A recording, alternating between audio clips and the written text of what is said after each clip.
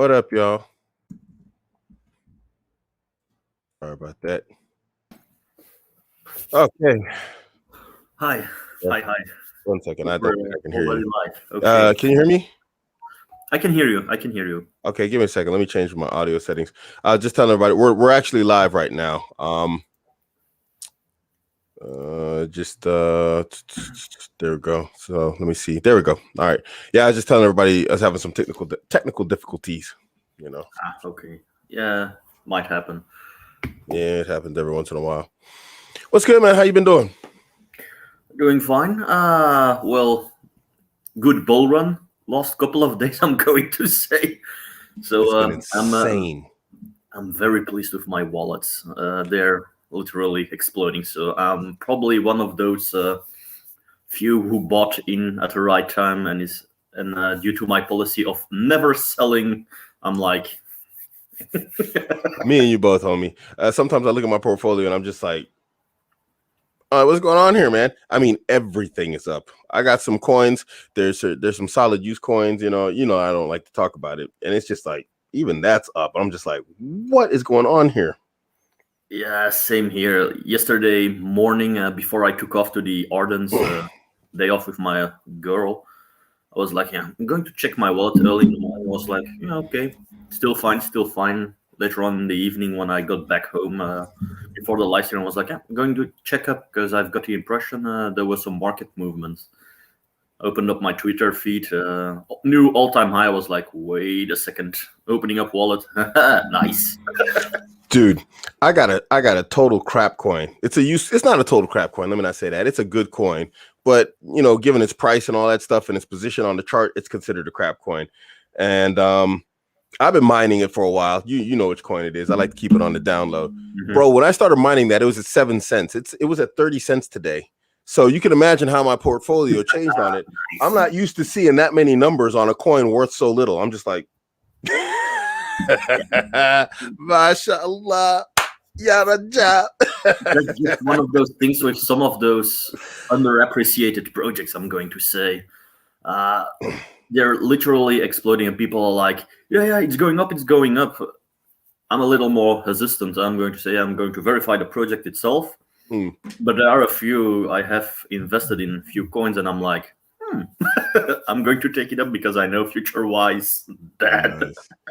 Hey, before we go any further, because we didn't get a proper intro into the show, and before I get to Harris's question, Barakallahu Feek, Harris, longtime channel supporter, longtime follower on Twitter, guy. He's in my men's community. Dude's an awesome dude, solid guy. May Allah make everything easy for you in your life. I mean, guys, just in case you don't know, my channel is live. You can go ahead and join the membership. Everything I put on my channel section in terms of viewers and whatnot will also be over on my Patreon. So my Patreon will from here out be updated regularly, inshallah. So if you want to support the channel, go ahead and join those two because they have about the same price point. But I know some people prefer this over that, whatever else. So, just so you guys know.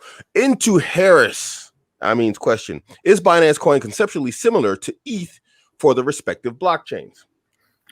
Good question. That's a partial yes and a partial no. Reason, Ethereum is what people like to call a governance token. By reason for the applications built on the Ethereum blockchain, is Ethereum being used, to make transfers and to let the application function. That's one of the similarities the Binance coin has. However, that's where the similarity stops.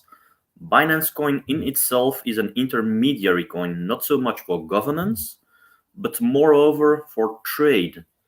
That is to say, Binance itself is a semi-decentralized exchange. By reason, you can make wire transfers in order to buy coins, but you can also, exchange coins directly with people without having to resort back towards fiat currency. And that's the main principle for what the Binance coin is being used. And it's also one of the reasons why many DeFi coins now are really taking up some, speed, I'm going to say, by reason decentralized finance and all decentralized exchanges and their respective coins, are being traded more and more often. So that implies their value is going to be increasing. Binance Coin is, well, related towards one of the more renowned exchanges. So yeah, it's one of the main reasons why Binance Coin is increasing heavily in value. But for the similarity, well, both are being used concerning decentralized applications. Just know Binance Coin as a concept is more as yeah, I'm doing the translations here in my head. Haven't got much sleep the last couple of days. Sorry if I don't make too much sense here. But so the Binance coins, what I wanted to say was that's more of an exchange coin, whereas Ethereum itself is more related towards, well, the working of decentralized applications. Nice. Thank you for the explanation. Man, that was nice. I don't even know what to say. There you go. You got your answer.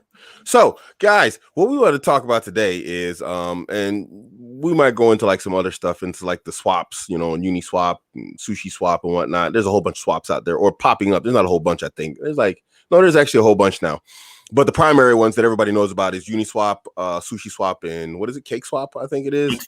Cake Swap. Cake Swap, pancake, cake swap, whatever.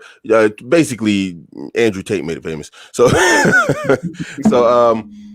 yeah. But what we want to talk about basically today was that, you know, everybody right now we're seeing this amazing crypto run. It's unbelievable. It started last year, late last year, December-ish, right? It was like about mid to late December is about when it started, right? I dare even say it's much earlier. It started actually in September. By reason, well, there was the big world event, U.S. presidential elections. From that point on, I already saw that it became bullish. But at that point, I did not dare say too much. By reason, it might have been a fluke.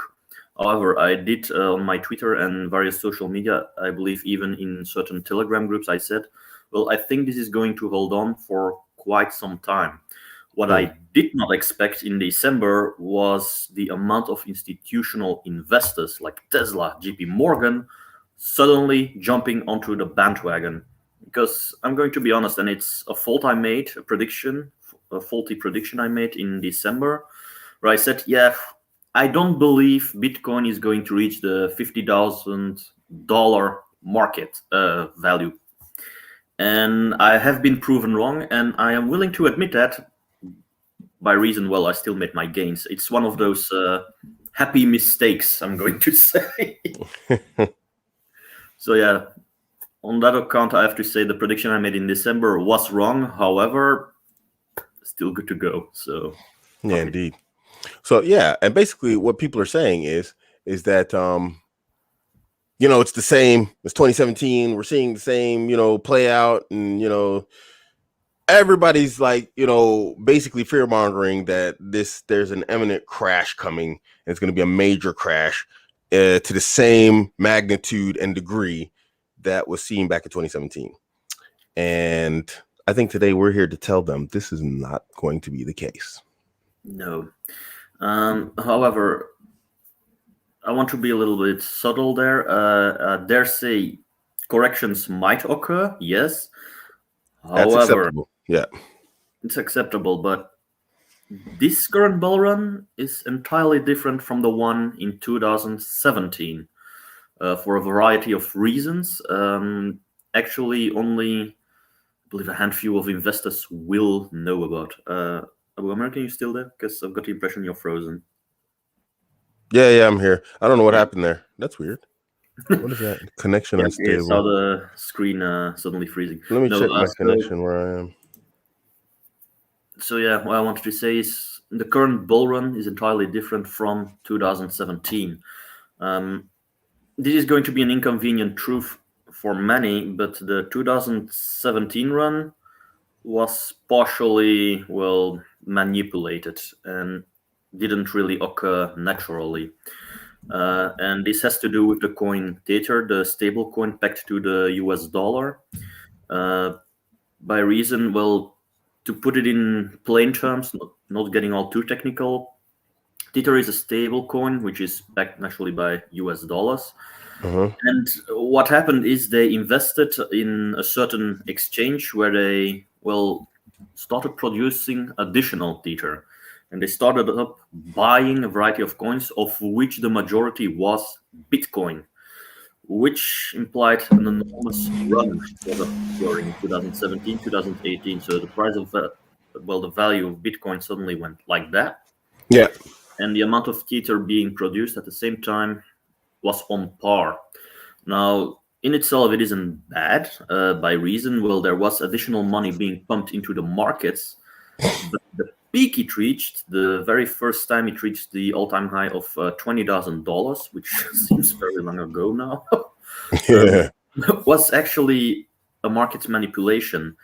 And when it crashed down and many investors lost their money and said, yeah, the Bitcoin bubble has popped, in reality, it went back towards more natural levels of between $5,000 or $6,000. The new money which has been pumped in recently and really into Bitcoin. So there was still some gains made, some profits made. Yeah. Yeah, there was a market manipulation. Now we do not have this market manipulation. Why?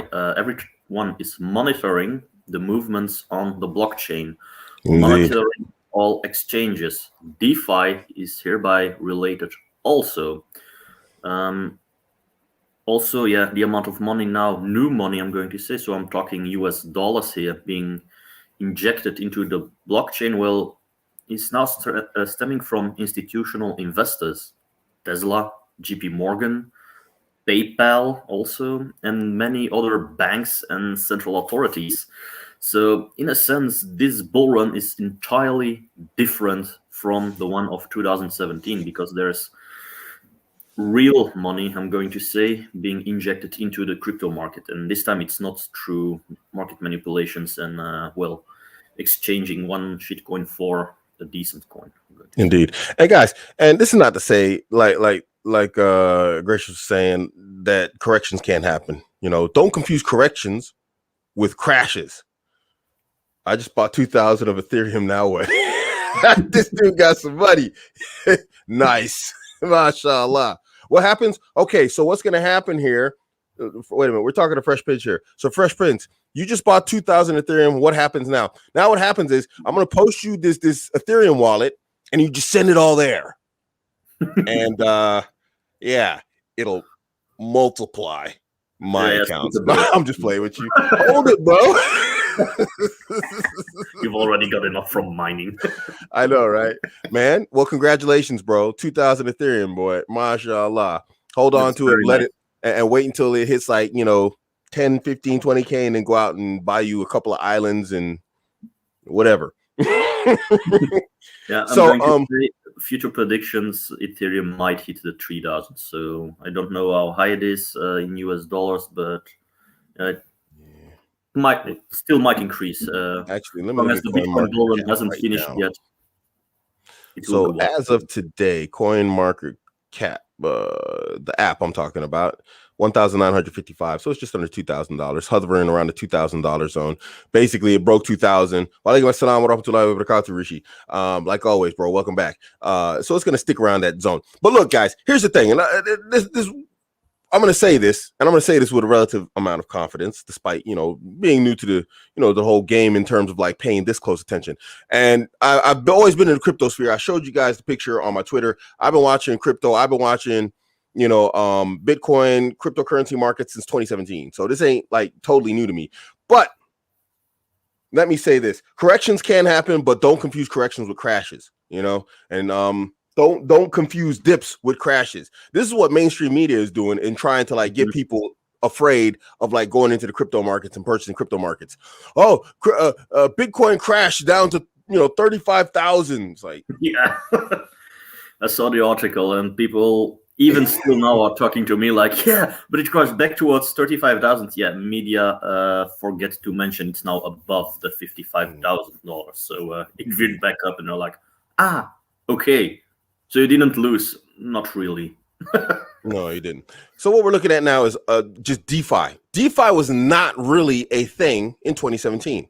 There might have been talk of DeFi projects, but now there's actual executed decentralized finance projects that are up and running, and they're doing half decent. They're doing well. I mean, for example, it's like one that like a lot of Muslims can't take advantage of, but like you got Celsius, you got BlockFi, you got like some of their competitors. I forgot their names. There's like a few competitors they have out there. These are like actual companies that have been running for quite some time now. Just after the crash of 2017, some of these companies just came up like 2018, 2019, and they've been running well, since then. We are seeing the mainstreamization, I just made that word up, of cryptocurrency. Now, obviously, you're not going to be able to buy a pack of chewing gum with it.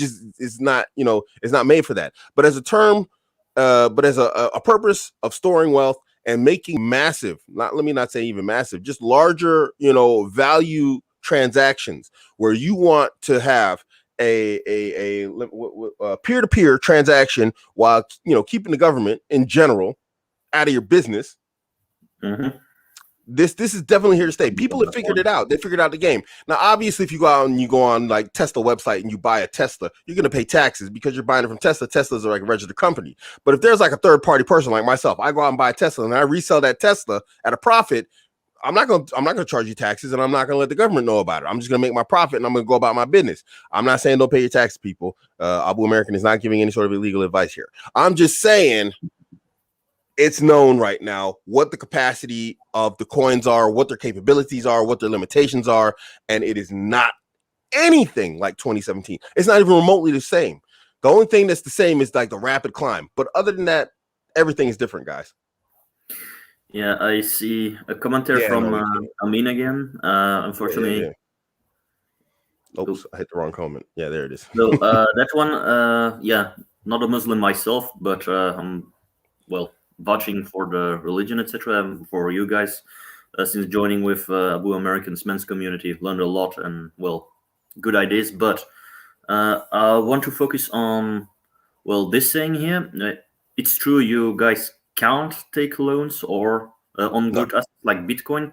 However, DeFi is still a good option for you guys. By reason, DeFi, it's an abbreviation for decentralized finance. So it is about, different services being brought to the blockchain. What you guys can do, and which can be quite lucrative. And if I'm not mistaken, from the discussions I followed in the men's community, you guys can still stake coins. Staking, it's nothing more than using coins which use a proof of stake consensus and put them on the exchange to stake them. It's like some sort of savings account. You gain an interest on those coins. The interest itself is being established by, a mechanism behind it, not from loaning from other guys, but actually letting the exchange enable to stake the coins so they can do validations, verifications, and mining. And proportional to the amount of coins you have staked, you get a reward, which is the interest on the coins you have staked. So it's entirely good for you guys. So I dare say DeFi, when it concerns staking, do so. Just check up with the exchanges you are present on, how much the interest rate is, and simply go for it. While we're here, because we were going to talk about this also, we were going to talk about like the swap system, Uniswap, Cakeswap, all that stuff. I talked about that earlier, that we were going to talk about this. But while we're here, let's just go ahead and jump on this. Something I was interested in, I haven't really looked at, and it's in the swap system. It's built into the Uniswap system, is token mining. Do you know anything about token mining? I mean, what do you know about that? Yeah, that's the deal with swapping, and it's one of those things that I'm not a too big fan of on the sushi swap, I'm going to say. So what you're providing, it has a little bit to do with staking, I'm going to say. I'm immediately going towards Uniswap and sushi swap. So Uniswap has its native coin, the Uniswap token, I'm going to say.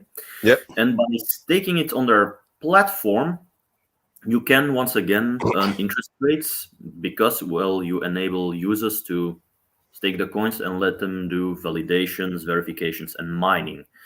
However, other platforms like Sushi Swap, I always have difficulties pronouncing that one. Sushi Swap you also can start staking Uniswap coins.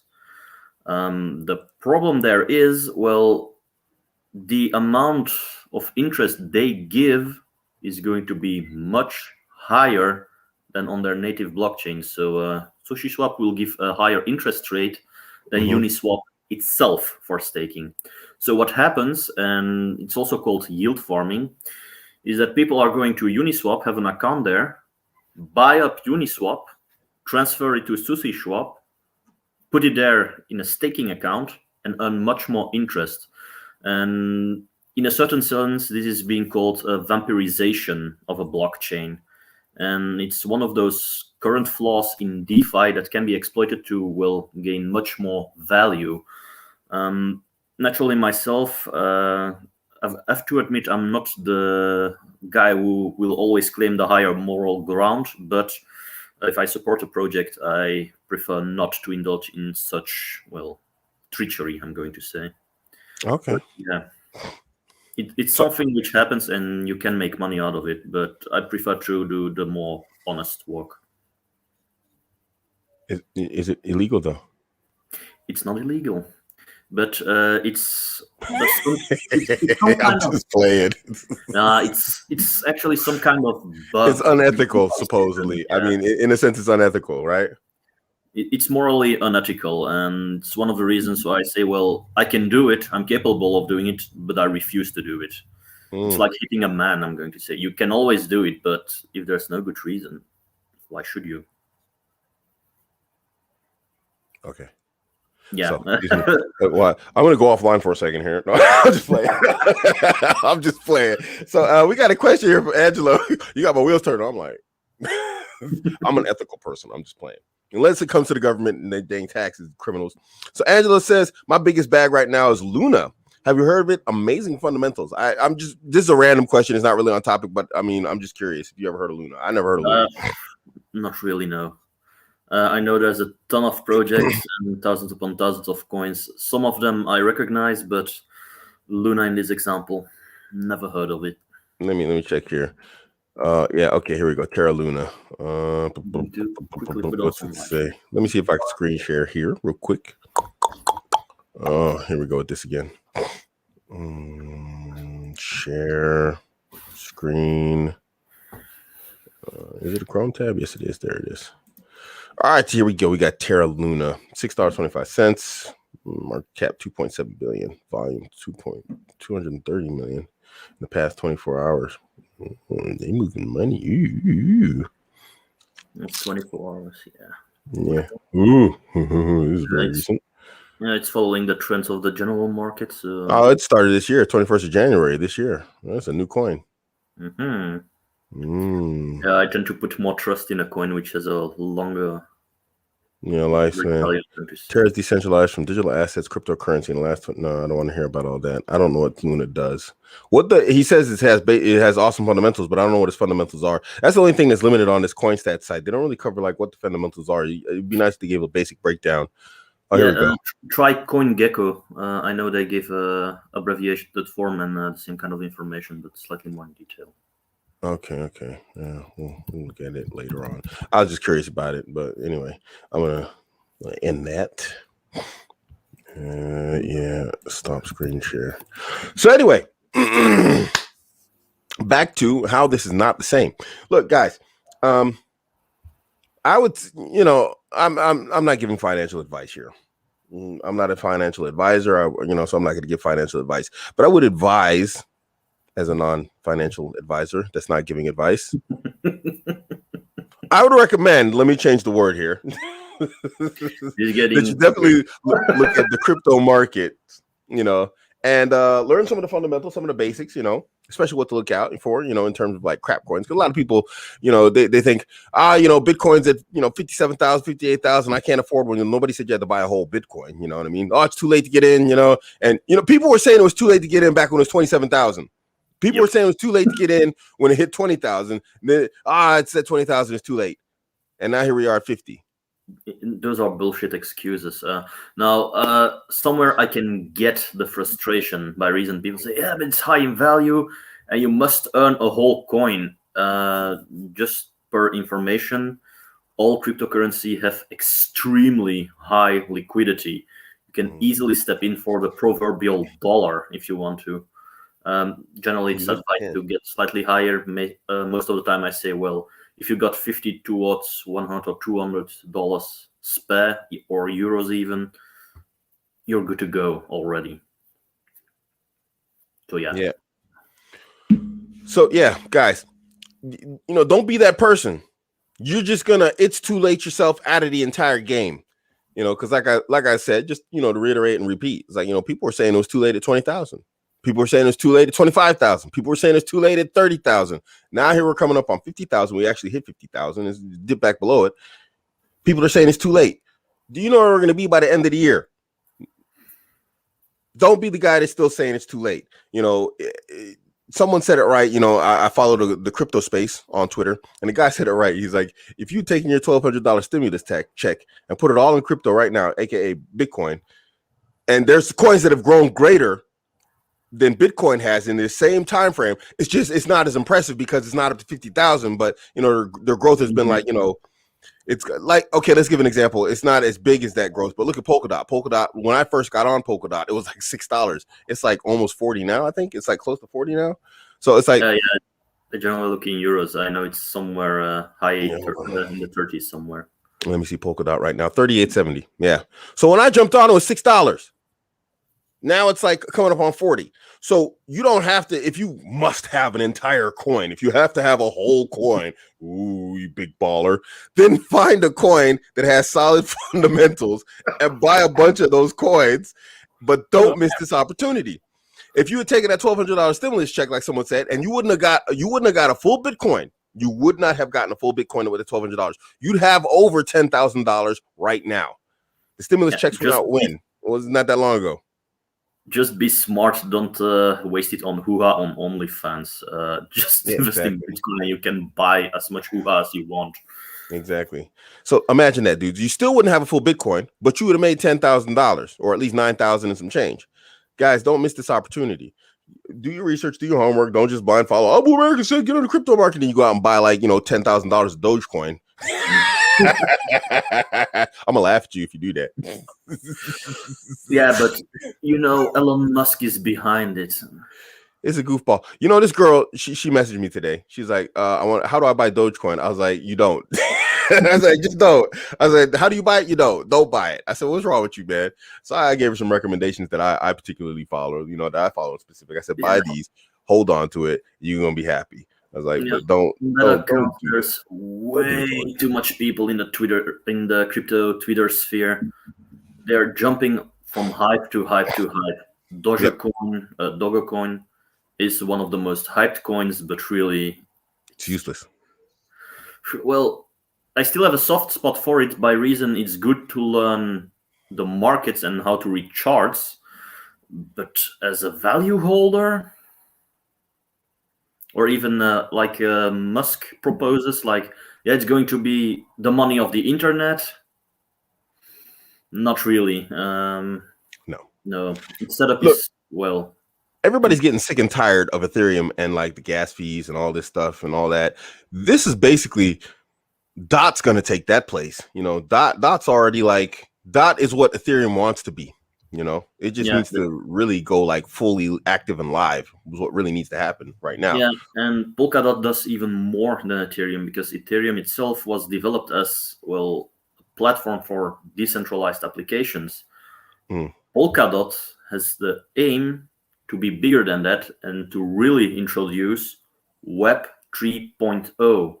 That's the future perspective tech giants like Google, Facebook Group, etc. are trying to implement, that you have, well, one login needed in order to log in on various websites. Facebook tries to do this with your Instagram accounts, with your WhatsApp, etc., etc. Polkadot says, well, with us, we give you the capability to develop applications and platforms with one login, and you have access to everything that's possible on the internet. And there you go. And their main, focus, I'm going to say, is cross-blockchain communication, which is, well, one of the principles upon which DeFi, decentralized finance, is being based on. And Polkadot itself, the token itself, is such an intermediate token which is going to be used for, well, verification on throughout all different blockchains. So yeah, they are going to grow big. I've got my own wallet for those guys also set up. Yeah. One thing I was watching. Sorry, give me a second. Where is my screen? There it is. Yeah, I got my own wallet for like those separate things. Also, what was I gonna say? Oh man, I get so distracted by like all the different messages I get from different platforms all the time. Yeah, whatever. But guys, just coming back to the point, 2017 will not be a repeat. No. A correction, quite possible. Absolutely, no question about it. I think everybody's waiting for it, actually. But I think we're too early in this current bull run to actually expect a proper, solid correction to happen. I don't know. What do you think of that? That's my humble opinion. Well, you are very correct, especially when you said we are still very early. By reason, Bitcoin just this weekend has reached finally the cap of $1 trillion. There are institutional investment firms who only want to invest in assets, companies, etc., who have a starting cap of $1 trillion. Bitcoin reached the cap. So it implies those guys are probably now looking into it and are more willing to invest in Bitcoin. And at this point, it's not going to be, yeah, we're going to invest several million. No, we're talking this time about several billions. So the price might go up even more. Me, myself, I dare not to mention too much about value numbers, make predictions like, yeah, it's going to reach 100,000 or 200,000. But at this point in time, considering I have been wrong in December with the $50,000 in value, I might say it can be possible Bitcoin hitting $100,000 by the end of 2021 in all actuality. So yeah, I see it happening, especially like it's going at this point in time. There's no way of stopping it, and especially with the new money entering the markets. Yeah, we're in for quite a ride. I agree. If it gets up to 100,000, I'm gonna basically have FU money. I'm just gonna be walking around and be like, FU, what? You told me to do what? FU. I'm gonna have FU money. If it is 100,000, I'm gonna be walking around just telling people, FU. You're not going to be the only one, because at that point in time, well, on Twitter there was an image of the Tower of Babel they showed with holders of 0.0001 Bitcoin, 1 Bitcoin 10, with lots, etc. Let's just say I'm going to be in the upper echelons if that occurs. Beautiful times. Guys, take advantage of this stuff. And, I'm in a group. I think you're in the group too. Guys are talking about like, what's the case use? What's the purpose of Bitcoin, cryptocurrencies? You're in that group, right? Yeah. I mean, it's a good group, but there's a lot of people with these goofy conversations, and they can't see the actual value of cryptocurrencies in the 21st century. Look, guys, we used to trade like rocks and shiny rocks and gold and whatever else. We turned that to paper, and then we went to online digital banking. Now we've got cryptocurrency. Don't think that just because you don't understand something, it doesn't have a practical use and it doesn't have a value. Understand that. Let me repeat that. Just because you don't understand it doesn't mean it doesn't have a use, and it doesn't mean it doesn't have a value. Guys, that's cryptocurrency. Yeah, and that's one of the reasons why I started with gracious interests. In the very first incarnations and when it was named differently, I mostly talked about finance and, red pill, etc. But I've always had a vested interest in technology and cryptocurrency. It's a hobby of mine. And I saw a lot of people actually, not knowing what they were talking about. Followers on Twitter with over 100,000 followers who were really talking bullshit. I was like, guys, you guys talk Bitcoin, but did you guys even read the white paper? Did you guys even read about the project, what it is, what it represents? And from that point on, I believe it was June or July last year in 2020, I said, okay, right, I'm going to focus more and more on everything related blockchain, cryptocurrency, going to take up questions mostly through the platform Quora, but everyone's free to DM me. I answer questions in various groups concerning that one because there is a lot of misconceptions. And even as you saw in that group with the guy asking, well, I dare not say bad questions, but questions where I was like, dude, what the hell are you talking about? Exactly. I'm not mad at the guy. Guys, there's a guy, he's a doubter of cryptocurrency in general. And let me just throw this in there before I get into the story. Guys, like, the US dollar used to be backed by a small amount of silver and a small amount of gold. This is why you had like the US dollar, the $2 silver certificates. Yeah, I don't know if you guys remember those. You had the $2 bills, and it was called the silver certificate. They don't make them anymore, obviously. They were backed by a minuscule amount of silver. I love the $2 bills.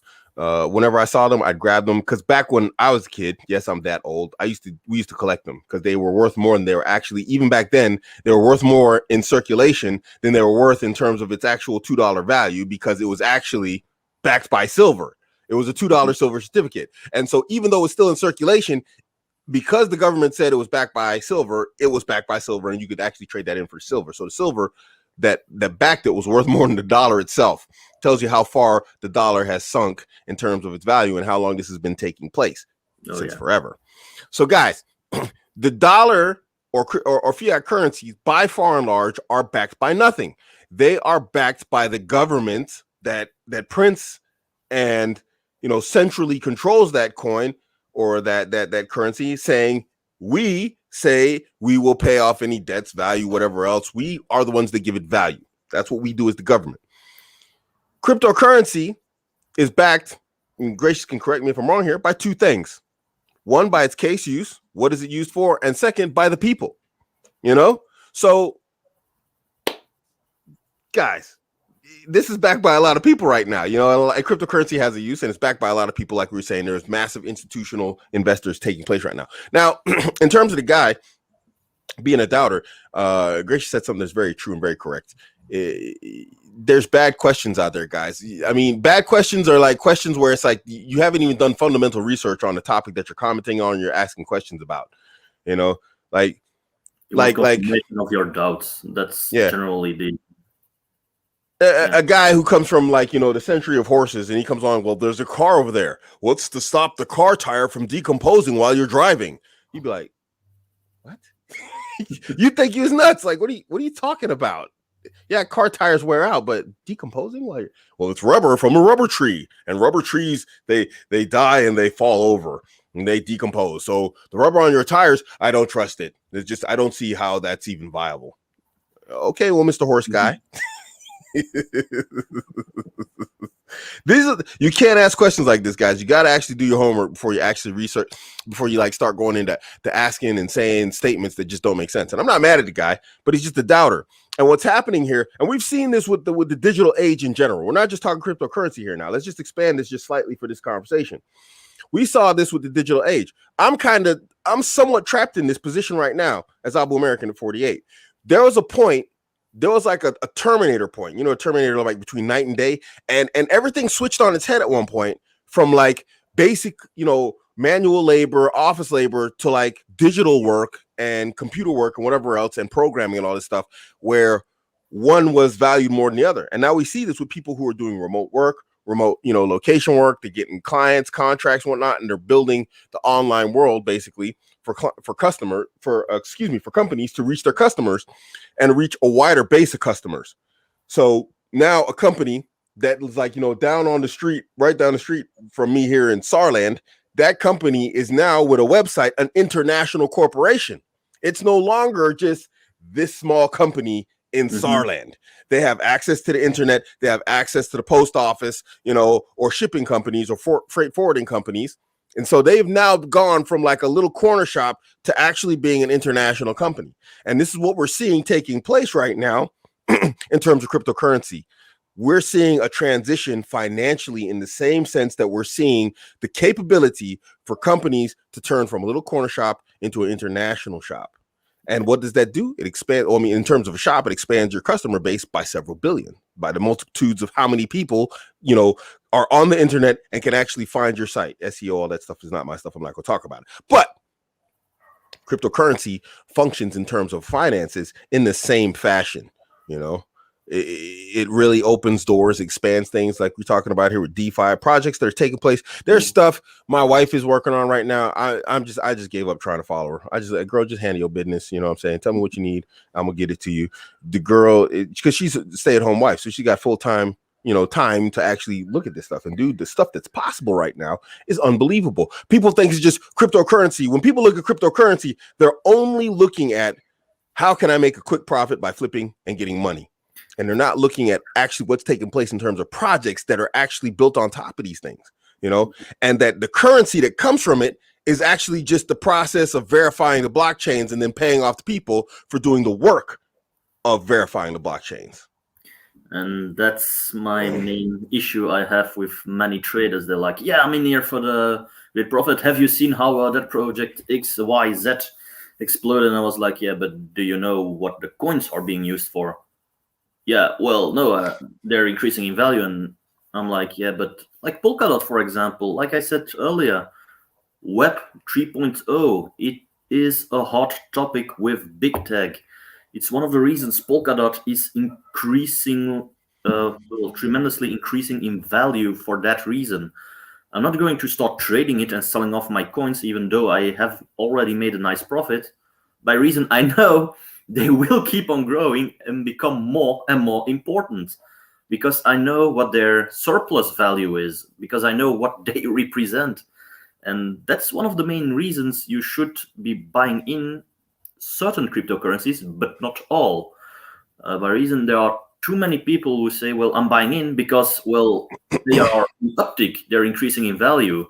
Yeah, but to be one step ahead of everyone else, of anyone else, is by knowing what the project behind the coin is.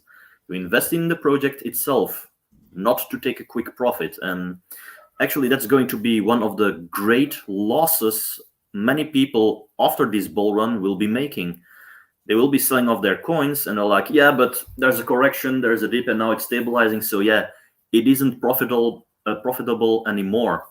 And I'm like, yeah, to you, but I know trading, but I'm not going to sell off my coins.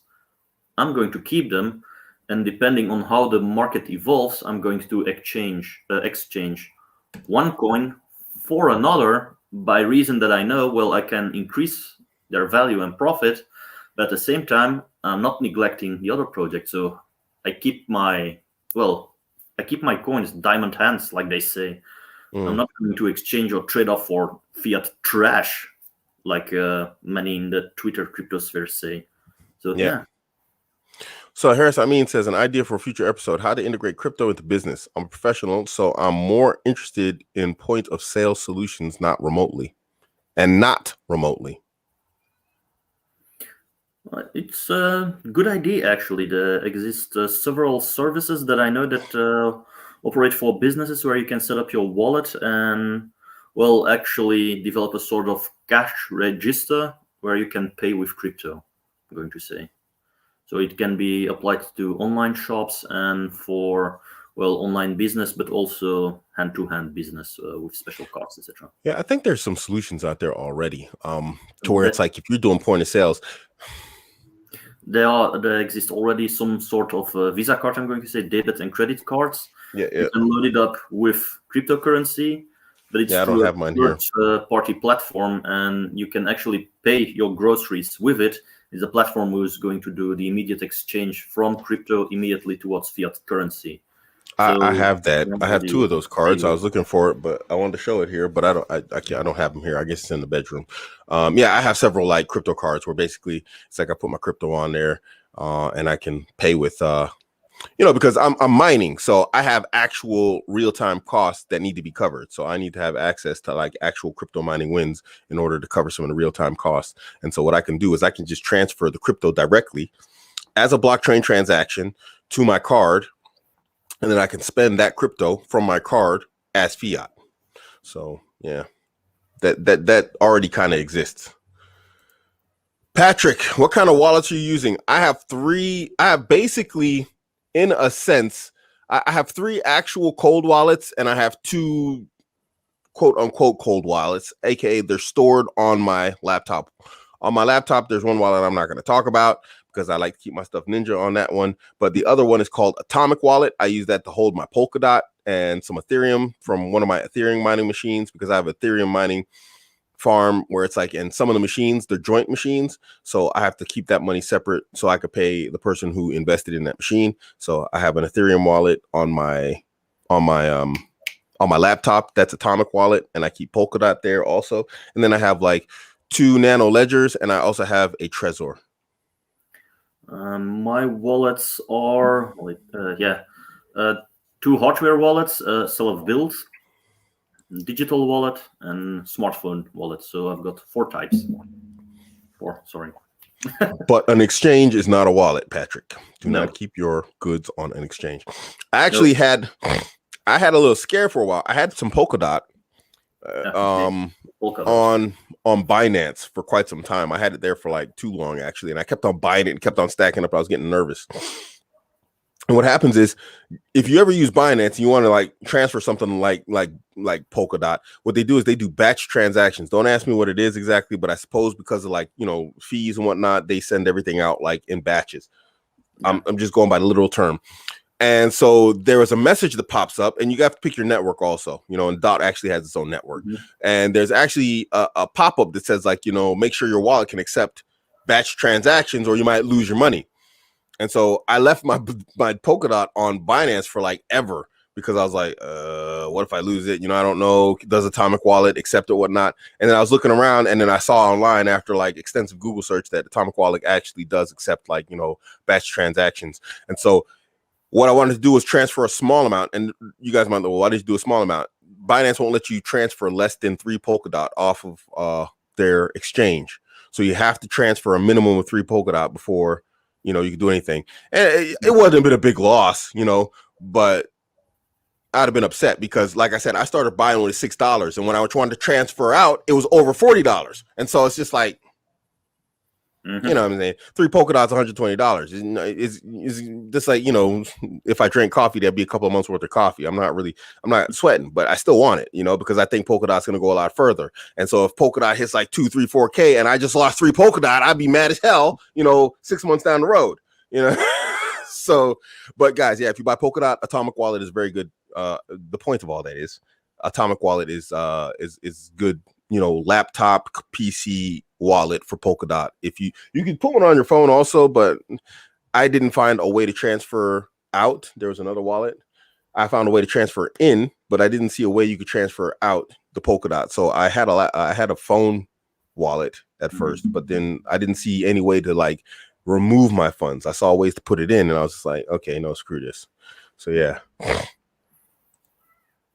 Indeed. Yeah, just because you mentioned Binance, I don't know if some of the guys here are still on the exchange Binance. Yesterday, 24 hours ago, they had some synchronization issues. They have been resolved. Yesterday, also 24 hours ago. So you might safely look up your Binance coins, because through the Crypto Belgium Telegram channel, of which I'm a member, I had several people reaching out like, yeah, I can't seem to access my Binance coins. They all have disappeared. So, and considering the amount of value they hold, people were panicking. And, we quickly checked up on Twitter with the CEO, etc. And they said, yeah, we have some synchronization issues. It's being worked on.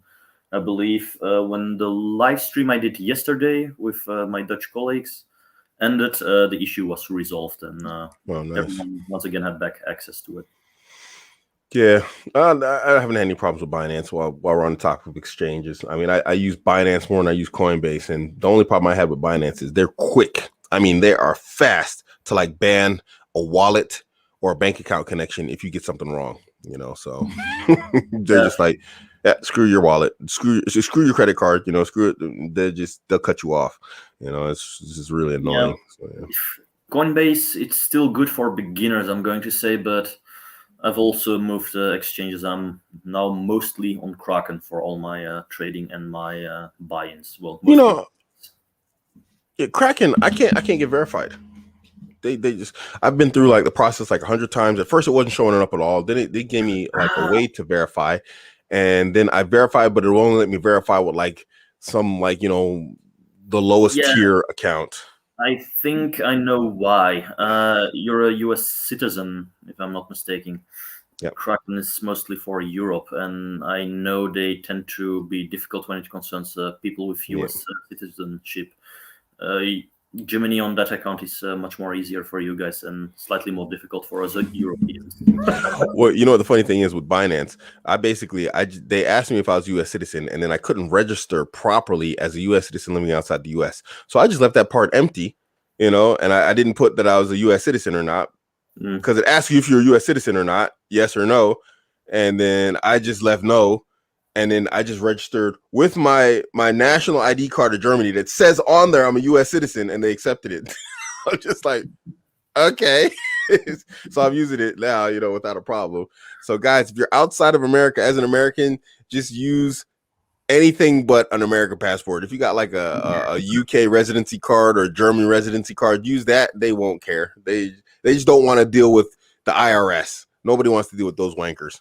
Yeah. Yeah, that's basically why most exchanges are like, nope, only Germany, because, well, the Winklevoss brothers are US citizens, so they made sure everything is compliant with IRS. So it's one of the reasons Germany is so easily accessible for for US citizens, and less accessible to us Europeans by reason that they know, no, we're going to spare you guys from the IRS because they're fuck ups. So yeah, the IRS is a mess, man. Those guys are just clowns. Yeah. But one good thing about like the German version of IRS, there's no capital gains tax here, so that's awesome with cryptocurrency, guys. And that's just the most beautiful thing. Well, on a European level, there is, and it's one of the reasons why I frequently say cryptocurrency is a currency. Use it as such. By reason, here in Europe, especially here in Belgium, we work with a certain barimas. With that, I want to say, starting from a certain amount of money you made with trades, the banks will communicate it towards the government, and they might start imposing taxes. Here in Belgium, that implies 33% of the profits you made. And Abu suddenly disappeared. Okay, weird. Anyway, I'm going to continue. So yeah, here in Europe, you've got to watch out for it by reason. And there is again. That was weird. No, I was just telling here from to watch out if you're going to return back towards fiat money here in Europe. Most are actually working with a certain taxable level. That I want to say, you can only cash in as much profit before banks are going to communicate it towards government, and then they will start imposing taxes. I believe it was, how much was it again? Forgot the number. Yeah, I forgot it because, like I said, I'm one of those guys. I buy in coins, I exchange between coins, but I never default back towards fiat cash, just to avoid taxes. This is not an illegal move; it's perfectly legal. I may say this on YouTube. Small disclaimer: it is not financial advice, but it is something I like to share. There you go. Guys, 7 minutes left. We basically covered everything we wanted to cover. Guys, just understand the difference between the two. A correction is a slight drop or medium drop in price, bringing something back down to its actual or close to its actual value. A crash is just, there was a pump, and then that pump ended and the price dropped immensely. There is not going to be any sort of immense drops right now. We're seeing new stability. And I said this when this first pump started, when this first bull run started, when Ethereum was holding at about like 1,300 and Bitcoin was holding, I think it was trying to break 20,000 or 30,000, that we found a new level, a new stability. And basically it's like, here's when I first started mining, the level for Ethereum, its constant like up and down fluctuation zone was in the 400s. It was in the 4 to mid 400s. That new fluctuation zone is now close to 2000. Just 2 weeks ago, that new fluctuation zone was like 1300-ish. So guys, we're just seeing new standards for the coins. They're actually reaching their actual values where they're supposed to be, as more implementation comes into place. And the coins are actually, well, not even the coins. Let me say the coins. The blockchains are being used appropriately for their purposes and their intents. And so as more people get on these things, the more the value increases. Like I said, two things back these coins: the case use and the people. And so you have now two areas that are giving these things value. The actual usage, DeFi is, taking off like crazy. There's stuff I'm going to make a whole show about it. We're going to talk about other stuff. NFT, all these types of things, because this is what my wife's really involved with. I'm gonna give you guys a secret. My wife's really deep involved in NFT. And all these things are taking off rapidly.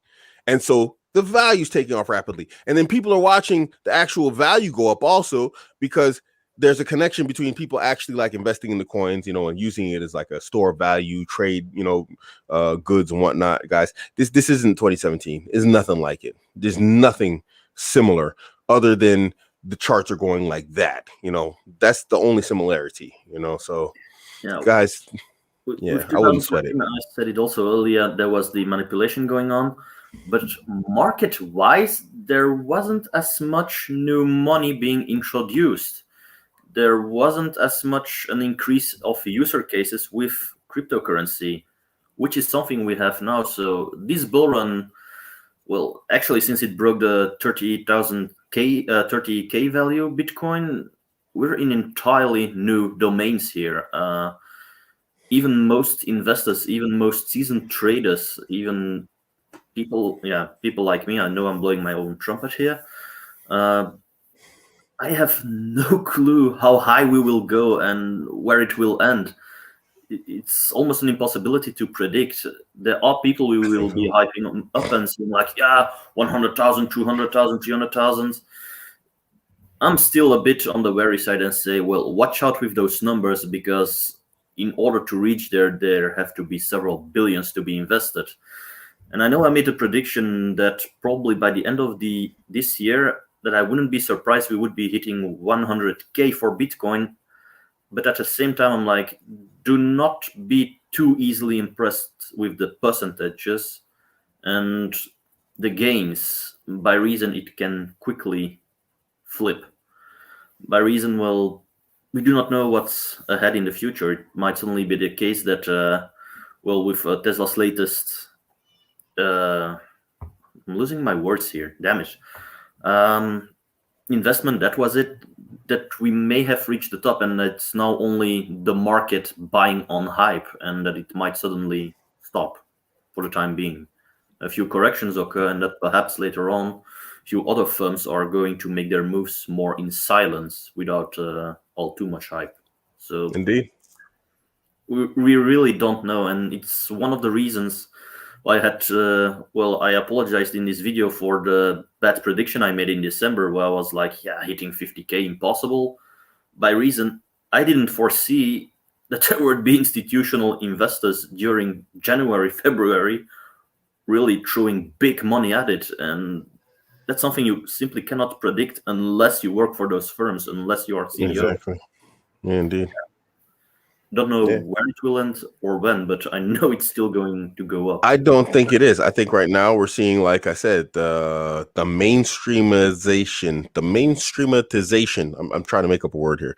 I think we're seeing the mainstreamatization of cryptocurrency. And like I said, as the case use increases, as these things are used more and more for their purpose and their intent, the more mainstream corporations, financial institutes, even mom and pop stores are going to look at ways of like, how can we actually take advantage of this and how can we use it?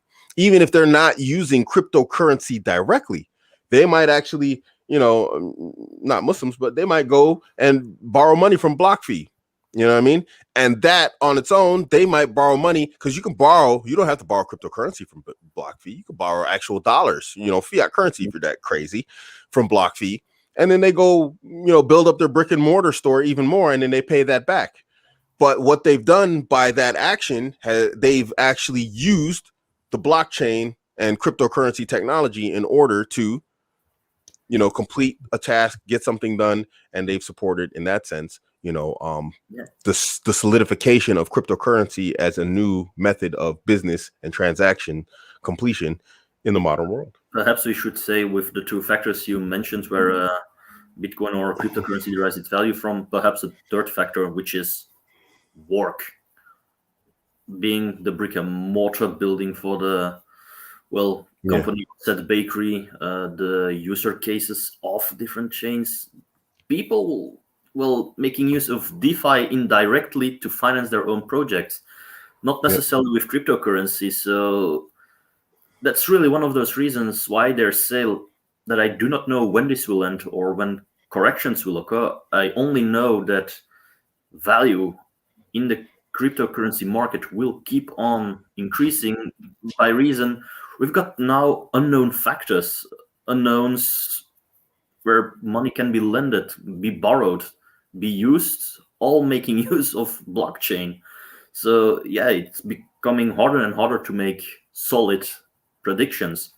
And those who claim to do so, well, generally, if I look up on their tweets and historical value, especially with the Wayback Machine, I notice about 7 out of 8 tweets with predictions are generally pulled for some strange reason because it didn't come true. So